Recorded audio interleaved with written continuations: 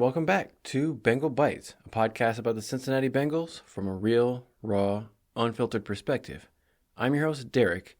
This is episode 34, the Week 16 preview, where the Cincinnati Bengals go in to take on the Pittsburgh Steelers at Acrisure Stadium. Bengals are riding a 3-game win streak, Steelers on a 3-game losing streak. These teams, since they played each other last time, have gone on completely opposite trajectories. Bengals have started picking up more success with Jake Browning playing as quarterback. He's been getting better and better. Jake Browning is setting all kinds of records for first in the NFL in terms of first 4 games in the league. Efficiency, he's unbelievable, and the rest of this team is rallying around him. Although we have lost some key players for this team, they're going to be out. We'll talk about that. But we're going to keep it positive, enthusiastic. The Bengals are favored in this game by 2 points. This game is going to be on Saturday. Again, it's another Saturday game at 4:30 p.m. This game is going to be on NBC. It's going to be Noah Eagle, Todd Blackledge as the analyst. No Al Michaels this time. Al Michaels is not happy about that, but we're going to get some backup NBC. Doesn't matter. Whatever. The point is, this is a big game. AFC North, hated Steelers. Big matchup. We're going to talk about all the rivalries coming up in this episode.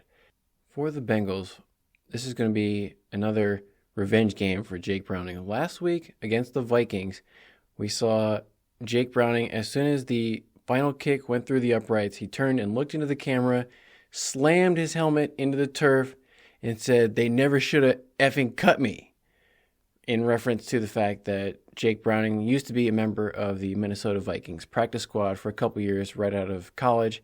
He didn't make it onto the active roster, never got his chance to play for the Vikings. They released him, cut him, and then he came to the Bengals. And so one of the first teams he got to play in his starting NFL career was his old teammates, the Vikings. And it's a different coaching staff, a lot of different people in the organization, but you could tell that Jake Browning was motivated by that Vikings cut. Hopefully, Jake Browning is able to find a similar motivation at how bad he lost in his first NFL start to these same Steelers. He's going to need that motivation because that defense really put a clamp down on this Bengals offense. That was the game where the Bengals only had 25 yards of rushing, and it was raining out. The weather is not looking too good in Pittsburgh. We're going to hope that the weather is better than it was last time the Bengals played. If we get into a rain game in Pittsburgh, we know how that went last time. It's also not going to be made any easier for the Bengals by the fact that their best player, Jamar Chase, is going to be out for this game. That, to me, is the number one story out of everything. I know Joe Burrow is a lot of people's favorites, and the team, since Joe Burrow's been out, they've had to figure out what to do. Not having Jamar Chase is a similar blow in my eyes for the offense. I don't have a Joe Burrow jersey. I purchased my first Bengals jersey. It was a Jamar Chase jersey. That's how much Jamar Chase means to me. That's how much he means to this Bengals team. And we were just talking a few weeks ago. That's how quickly things can change. Jamar Chase was full of confidence, full of life. He was talking about how the Bengals franchise record for catches in a season was well within reach, 112. At the moment, Jamar Chase only has 93 catches with 3 games left. It would be hard to get those extra 19 or 20 that he would need to break that record. And he's going to be out for this game. That's going to make it even harder. At the beginning of this week, the interview schedule and press conferences for the Bengals are kind of messed up because it's a Saturday game. Everything was moved up earlier into the week. So we had all these Tuesday press conferences. It was weird. Zach Taylor on Tuesday came out and said that Jamar Chase was going to be day-to-day, even though he was out for the rest of the game, even though they went into overtime in their last game against the Vikings and Jamar Chase couldn't play. If he couldn't finish out the game, you got to figure it's a pretty significant injury. Otherwise, he would have finished, knowing how, Jamar Chase last year played with a broken hip for a game and a half, basically. He broke his hip against the Saints, and he played against the Falcons, I think it was, the next week, and then they shut him down. So he's obviously a tough, crazy guy. But so if he can't finish out a game, it's a serious shoulder separation. But Zach Taylor got up in front of the media and said, "Oh, it's day-to-day," and he had this big smile on his face. So you immediately knew he was lying. That's the thing that I dislike about Zach Taylor is he's such a bad liar that you immediately know that he's lying. I wouldn't mind it if he was just like better at the lying, but he's so bad at lying that it's obvious. So like on NFL Network that day, they were like, yeah, Zach Taylor says he's day to day, but it's more like week to week. Jamar Chase is probably out. Not to say Zach Taylor is lying, but yeah, he's probably not going to play. So even people in the media know automatically, just don't listen to Zach Taylor. He's lying. So I would rather just not have a lying head coach or somebody who's so bad at lying, people can just see straight through him like a window. But dishonesty aside, I will have to give Zach Taylor his credit for having a better game plan outside of that Steelers game. I don't know what happened. Maybe like Jake Browning said he was a little bit flustered and confused in his first NFL start against that Steelers defense. Hopefully they have prepared for this Steelers defense a little bit better this time so Jake Browning knows what to expect. Hopefully they have a better game plan, but they're still going to have to go up against TJ Watt, Cam Hayward, who is back from a concussion, Alex Highsmith. Actually, all three of those guys are battling concussions in the last few weeks, but it looks like they're all going to be healthy and ready to play up front. It's not good, though, when you have all these people just immediately coming back from concussions. The league is talking about how they're doing everything with these new helmets, and you see these different kind of technologies, but still a lot of concussions are taking place around the league. There's all these discussions about player safety. In fact, the Steelers defense, while we're talking about the Steelers defense, that's another big story is the Steelers on safety. They're up front, they're good, but in the safety position, Steelers are ravaged by suspensions and injuries. Micah Fitzpatrick is going to be out. He's their all-pro, Pro Bowl safety. Trenton Thompson, he's basically the backup for Micah. He's going to be out. They already have Keanu Neal, who's on injured reserve, who's a former first-round pick. So they're going to be playing, it sounds like, Patrick Peterson at safety in this game, who is a future Hall of Fame cornerback. He doesn't play a lot of safety, but he's getting up there in the age. He's not as fast and as quick as he used to be. He was playing cornerback the last time the Bengals played him, and he didn't have a lot of catches given up. This time he's going to be playing free safety. That's going to be interesting if he is able to like jump in front of a pass, just read Jake Browning's eyes. But maybe it's kind of a similar situation of Harrison Smith for the Vikings last year, or Harrison Smith for the Vikings last week. We saw him. He was playing free safety. He's an older defensive back. Charlie Jones got behind him. Now we want to see Charlie Jones and these young guys step up. Andre Yosivas, Trenton Irwin, guys like that are going to have to step up and make plays in this game since Jamar Chase is going to be out. We also know T. Higgins and Tyler Boyd are going to have to play even bigger roles in this Bengals offense. We did see in the last game T. Higgins step up and have a lot of success towards the end of the game, catching those 2 touchdowns. And even last season, when Jamar was out with that hip injury, that fractured hip, T. Higgins and the rest of the Bengals receiving corps did step up, and they won a lot of games with Jamar Chase out. So it's not totally a lost cause without Jamar, but part of it for me, just as a spectator, is you want to see the best players making the best plays. I know efficiency is great and everything, but even though Jake Browning has like the best efficiency, he's not that exciting to watch.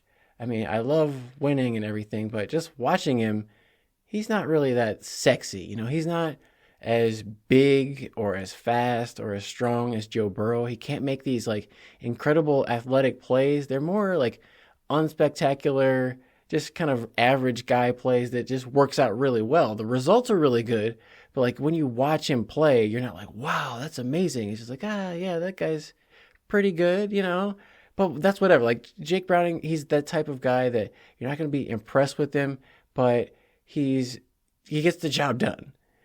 And that's great, but I still would like to see those stars if possible. I'm not going to go too much into this, but another star we're not going to be able to see is DJ Reader, the best player on the Bengals defensive line, one of the most consistent players. I know Trent Hendrickson gets all the sacks, he gets all the attention, but DJ Reader has been the big linchpin up front, including BJ Hill, but DJ and BJ were the 2 big run stoppers up front. The Bengals are going to hope that Josh Tupou and Zach Carter and maybe Dominique Davis or one of these other guys is able to step up. The Bengals also signed a free agent waiver wire 2023 7th round pick from the Bears, Travis Bell. He got released by the Bears, then he went to the Falcons, played a couple games. He's about 6'1", 305. Defensive tackle. He may be able to play some snaps. We'll have to see. But the Bengals, last time they played the Steelers, got ran all over in the running game. Without DJ Reader, it's going to be even more of a challenge to stop the run. The Bengals know that. The Steelers know that. And the Steelers are looking to get on track on offense. They're going to have Mason Rudolph starting for the first time at quarterback instead of Mitch Trubisky. They've had enough of Mitch Trubisky after losing 3 games in a row. They've started Mitch Trubisky the last 2 because Kenny Pickett has gone out. He had ankle surgery. He's going to be out. He's not going to be able to play in this game. We're going to get another Mason Rudolph. It's going to be Rudolph for Christmas in this one. Now, Steelers on offense, the passing game has not been too great lately, and a lot of headlines have gone to the Steelers receivers and their lack of effort or perceived lack of effort. Deontay Johnson and George Pickens getting called out for not blocking or just kind of standing around watching, being spectators. You see that, especially in these later weeks of the season, guys don't want to get injured. Even George Pickens even came out and said the quiet part out loud. They were like, how come you weren't blocking on that one play, George Pickens? He was like, well, I didn't want to get injured. If I was blocking, somebody could come up from behind and rolled up on my legs like Tank Dell, and that's how I could get injured. Which people don't want to hear that, especially if you're losing and not scoring touchdowns. Like if George Pickens had been like T. Higgins and scored 2 touchdowns and they won the game in overtime, Steelers fans would not care if George Pickens never blocked. They'd be like, oh, we won the game. Isn't that hilarious? Those plays where George Pickens doesn't block, ha, ha, ha. But since they're losing, it's super serious. Everybody is mad. They're mad at him. They're mad at the coach. Everybody in Pittsburgh is ready to fire Mike Tomlin, which is hilarious. Because if Mike Tomlin ever got fired, he would get a new job instantly.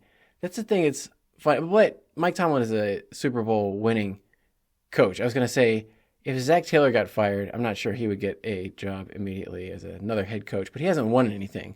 Well, hasn't won the Super Bowl. Like if he had won the Super Bowl, people would be talking about Zach Taylor in a different way, just like they'd be talking about George Pickens a different way. So that's how winning can change up everything. Winning makes believers of us all. If the Bengals could win a Super Bowl for once, people would take this franchise seriously. But one step at a time, it's going to come down to beating the Steelers this Saturday evening. And one of the things that's going to help the Bengals do that, no matter if they stop the run or run the ball themselves or not, is going to be creating turnovers. That's the thing that the Bengals have done so well, is their turnover ratio in terms of not giving the ball away on offense and taking the ball away on defense. The Bengals on offense are number 1 in terms of not giving the ball away. They don't throw that many interceptions and very few fumbles. Number 1 in not fumbling. So Joe Mixon, all the quarterbacks have done a great job of not giving the ball away.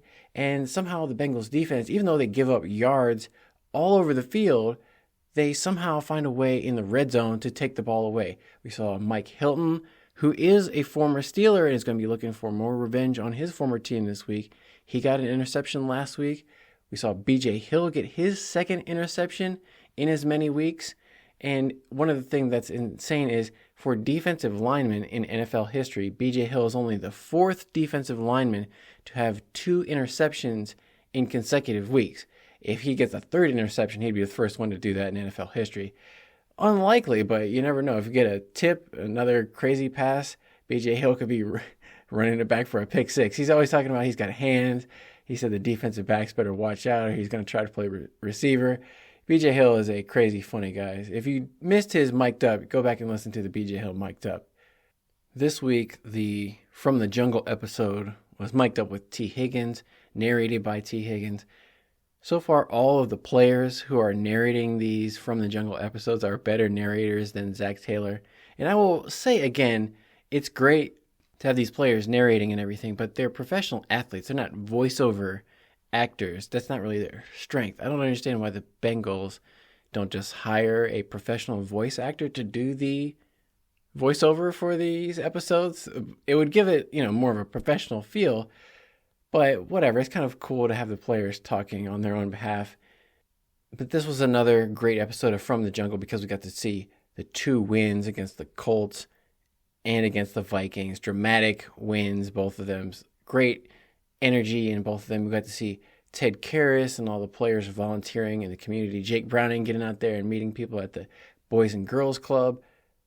All that kind of stuff is great. Obviously, this is a vanity project that the Brown and Blackburn family is paying for, so they make themselves look very good and very charitable, and everything's in a good light for the Bengals. Even, I was a little bit annoyed though, like in the recaps, they're replaying these games, they didn't show like Jamar Chase or DJ Reader or DJ Ivy getting injured at all. They just play like all the good, happy, fun times in the games, but like, oh, when our best player blew out his knee on this shitty AstroTurf field and he had to get carted off, we're not going to show any of that. We're just going to pretend like that never happened. Just forget about that part.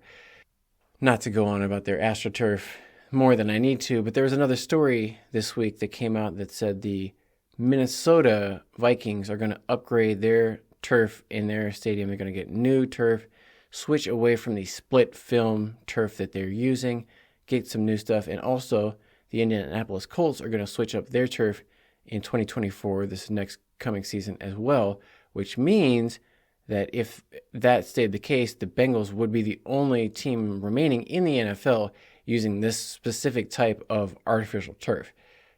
There's going to be a lot of questions for a lot of people in the organization, not for the players, because if the players had any say in it, they would obviously want grass, but they can't.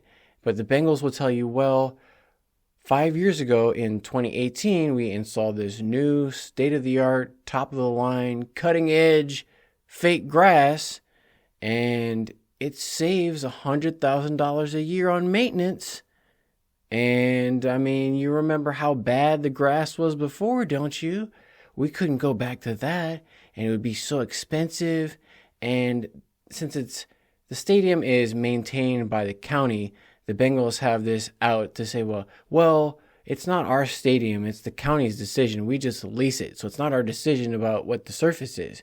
And if you ask the county will say, well, it doesn't make financial sense for us to have grass as a surface because we could have so much more activities in the stadium if we just had fake grass. We could have concerts and we could have marching band competitions, we could have a dance-off, we could have a bake sale, we could have bingo, we could have yoga, so many exciting things. And if you guys want to play football on it too, that's cool. So for the county commissioners and whoever is just trying to line their pockets with money from the stadium, they don't want to actually think about the safety and health of the players. If you talk about the players, for their financial sense, it makes all the sense in the world for them to have natural feeling playing grass. If you look at other sports around the league like European football or soccer, their players union has mandated that they must play on real natural surfaces, natural grass, not fake artificial turf. And we see even in Dallas, when they're going to host the World Cup, they're going to put in natural grass fields in those stadiums because the players won't play on artificial turf. The Bengals and the NFL Players Union in general needs to come together and force the Bengals and anybody else who has substandard surfaces in their stadiums to upgrade and improve for the health and safety, not only of the players on those home franchises, but for every team that has to come in and play. Like if you're a visiting team coming in, you don't want to come in just to this one stadium that has this one terrible specific kind of field and think, oh man, maybe this game is going to be the game that I get injured at because I had to play on this inferior turf. So hopefully the Bengals get their act together, or the league forces the Bengals and Hamilton County to get their act together to upgrade. And don't gaslight us and tell us it's too expensive and it's too hard to grow grass, because every other team in the AFC North has grass. So I don't hear any of this bullshit about, oh, we can't do it, it's too expensive, it's too hard. Cleveland, Pittsburgh, Baltimore. They'll all in the AFC North, similar or worse climates than Cincinnati, and they all have grass. And watch the game on Saturday, and you tell me what the grass looks like in Pittsburgh, whether it's torn up and muddy or whether it's well-maintained. Grass maintenance has come a long way. If you look, 25 years ago, maybe you'd see like these torn up fields, mud everywhere, stripes where they were like rolling in sod and all this ridiculous stuff. The grass is good, so they can do it. They're just being cheap. But I don't know. That's kind of the way things go, as they say. So we'll see.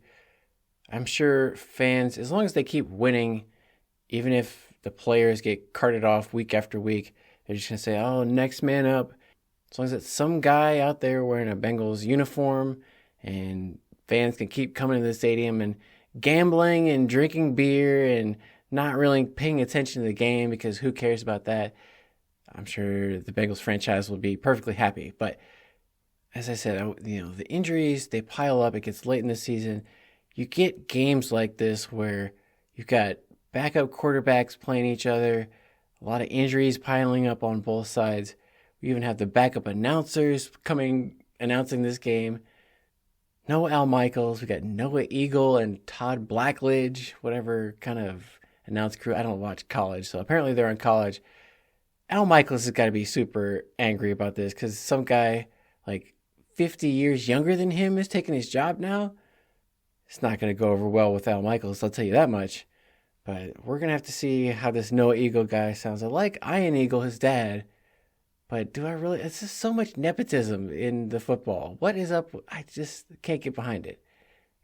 Maybe like the nepotism genes carry into your voice. We'll see how Noah Eagle's voice sounds. But if it's like a Kenny Albert and Marv Albert situation, I'm not going to get behind it. Kenny Albert is one of the worst announcers on TV right now, and he sounds only vaguely like his dad, Marv Albert. He's not even nearly as good as Marv Albert. So why are we still stuck listening to Kenny Albert and Jonathan Vilma for Fox? Well, anyway, we're not going to have to listen to them in this game. But either way, no matter who's calling the game, it should be an exciting, enjoyable watch for Bengals fans. These games, ever since that first Jake Browning start, he got that out of the way, got it out of his system. They've been at least entertaining games. And this should be another entertaining game. Hopefully the Bengals come out on top. After that game, we'll come back with another recap episode to break down everything that happened in that game. But until then, I'm going to leave you with a hoo-day and stay hungry for more Bengal Bites.